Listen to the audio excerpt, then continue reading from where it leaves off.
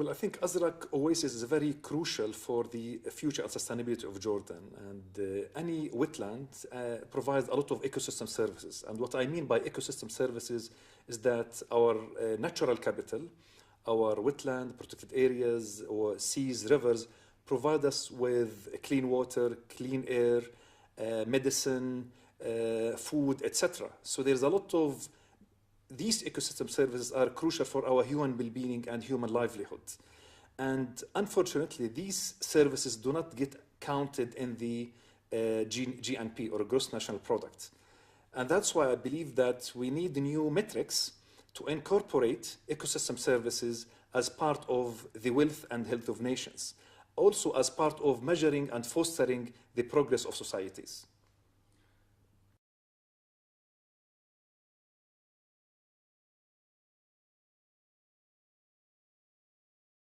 In many cases, part of the problem in the crisis of Azraq Oasis is how we look at regional planning and land use planning. All people were living in Amman city, and all the basically services is being concentrated in Amman city and the periphery, and the rest were looked at as basically not the core, but the periphery.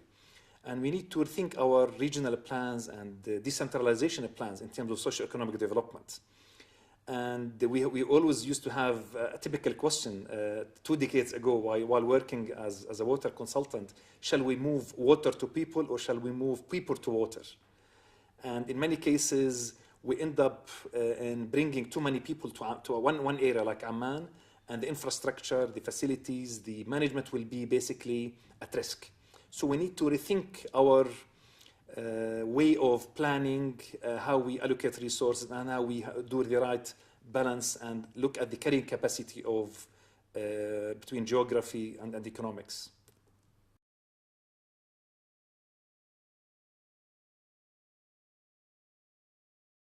Well, I think within the Arab culture there is a lot of references that refers to the value of our natural capital. You know, people in business talk about 5 capitals, including the human capital, the social capital, the financial capital, and the business capital, and the intellectual capital, and also the manufacturer's capital, the technology. Part of our natural capital, there is some references even in Quran which says that when people lose their social compass, they will destroy their natural capital. And they will lose even communication with other cultures. So basically, a key factor for the success of any society and organization is to make sure that you share knowledge with other cultures, and also you protect your natural capital. Because basically, you cannot invest on a dead planet. You cannot invite tourists to Azraq or Amman or Petra if you don't have clean air and clean water. So basically, they are all interlinked.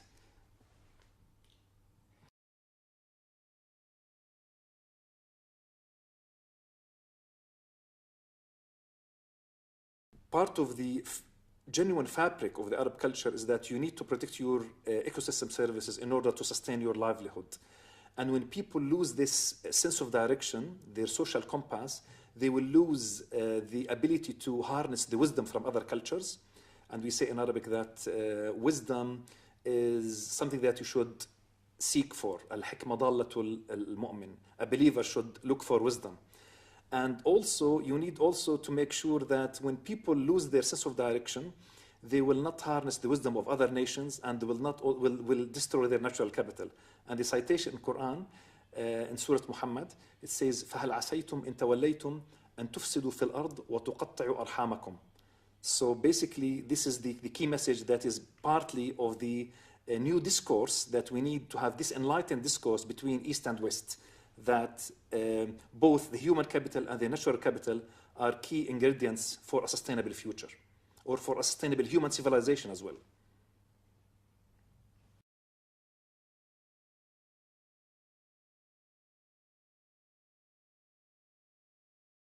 Well, I think part of the challenge that we are suffering, part of the new education imported from all over the world, is this type of fragmentation of sciences and fragmentation of disciplines. So people in science, they have there's a separation between natural sciences and human and social sciences, and there's even some sort of clash of vision between how people perceive what constitutes a good life. And the same applies to sustainability issues and the Azraq and the value of our ecosystem services and the wetland and Azraq in particular.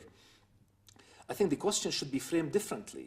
We should say, how would everyone benefits from a better utilization of Azraq, rather than saying, well, shall I invest in economy, social or industry or agriculture or environment? Because at the end of the day, it's all one pot. It's all one integral part. You can't separate environment from the social, from job creation, from human livelihood and human health.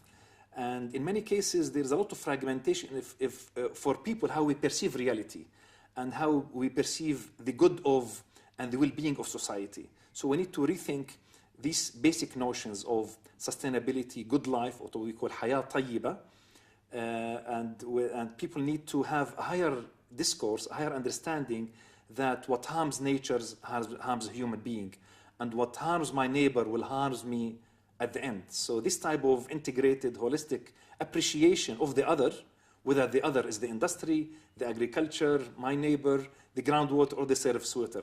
Now there is a lot of fragmentation between surface water and groundwater, between agricultural uses and industrial uses, and between the economic value and the ecological value. At the end of the day, there should be one holistic, integral value for all.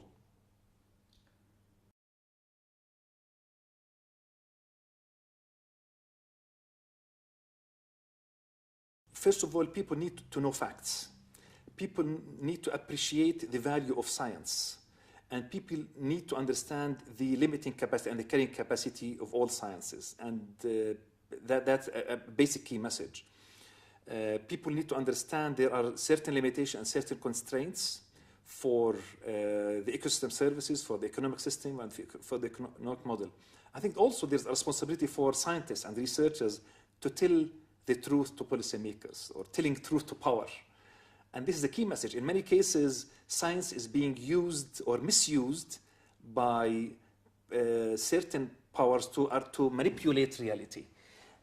We need to make sure that basically, as scientists, we communicate truth to power, that there are certain constraints, we need to face reality, and we need to have harmony, balance, and equity between stakeholders. And the notion of equity, what we call adl, al-adl asas al-hukm. If you want to have a sense of ownership, people will have what we call people-centered development. People have a sense of ownership of their resources. They have power over their resources with what we call good local governance, hukm al-rashid. What we mean by hukm rashid is good governance, that people have power to manage their resources, people have the power to say, to envision their future resources, to feel that they have the authority to plan and to manage their resources. So this type of decentralized, small scale, empowering the people to have a say, and to empower people to dream, but a realistic dream, a dream without, not to have to be a nightmare. But at the end of the day, people have to create a joint reality, whether people from the different water users, from agriculture, industry, water, environment, or development, or business, need to agree to sit together around a table, what we call it the Azraq Forum, and need to put the facts together on a table, clear facts, clean facts, and create a joint reality for the future based on science and facts.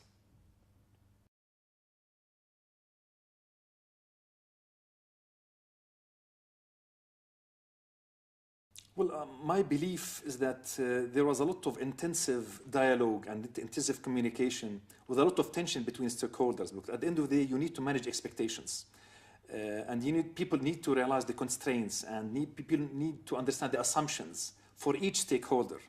So this is part of, again, creating a joint reality, people trying to understand exactly what's the future that we are trying to envision. And what are the basic facts and the assumptions and constraints. And believe this intensive dialogue and empowering the local people was very fruitful. And the GIZ and the IUCN experience was very fruitful to basically what we call soul-searching exercise, to really enable people to see exactly where are we heading, can we do it, what are our resources. And people were trying to basically to develop scenarios for the future, and to understand we are in crisis, but if we remain the main business model, it's basically a recipe for failure. So we need basically to change our attitudes, our lifestyles, and even our planning methodology.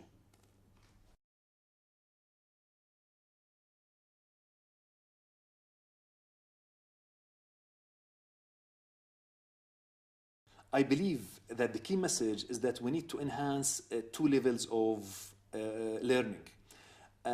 Basically, in this part of the world and many other parts of the world, there is an emphasis on individual learning, but still the organizational learning and societal learning, or what I refer to as civic intelligence, الذكاء المجتمعي, is missing. And there is a lot of intelligent people and the Ministry of Water and Ministry of Environment and all ministers in this part of the world. But however, we need to enhance this type of organizational learning and enable our ministries to be a knowledge-creating organization. So the water sector will have a lot of institutional memory to build on lessons learned, to build some reflections on what went wrong and how we can build on some lessons learned. So this is the key message, that people will be enabled to look at the system thinking approach. What went wrong, how we can look at the problem, not in a crisis mode, but rather in a more integrated manner.